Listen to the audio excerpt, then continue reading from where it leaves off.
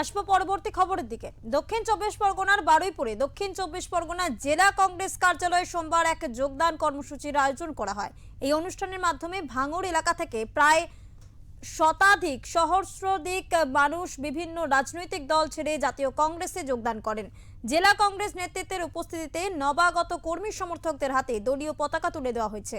জানা গিয়েছে দক্ষিণ চব্বিশ পরগনা জেলা কংগ্রেস সভাপতি তপন মণ্ডলের হাত থেকে সাবির সর্দার এবং ফিরোজ উদ্দিন সাপুইয়ের নেতৃত্বে বহু কর্মী সমর্থক জাতীয় কংগ্রেসের পতাকা গ্রহণ করে আনুষ্ঠানিকভাবে দলে যোগদান করেন।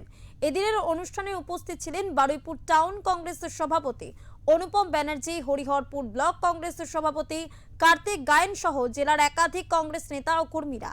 দলীয় নেতৃত্বের দাবি রয়েছে, এই ব্যাপক যোগদানের ফলে ভাঙড় এলাকায় কংগ্রেসের সাংগঠনিক ভিত্তি আরও মজবুত হবে। পাশাপাশি আগামী দিনে সাধারণ মানুষের পাশে থেকে দল আরও সক্রিয়ভাবে কাজ করবে বলেও জানানো হয়েছে।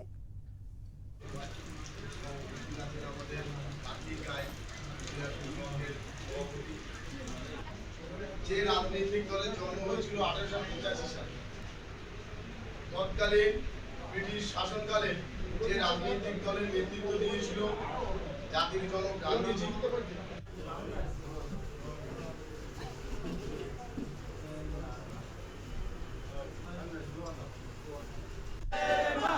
আন্তর্জাতীয় কংগ্রেস জিন্দাবাদ, আন্তর্জাতীয় কংগ্রেস জিন্দাবাদ, আমার নেতাকে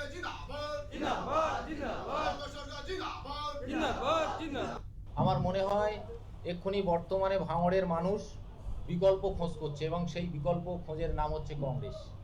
আমি অনেক চিন্তা ভাবনা করে নীতি আদর্শের উপরে ভিত্তি করে সর্বভারতীয় দল কংগ্রেসকে বেছে নিয়েছি।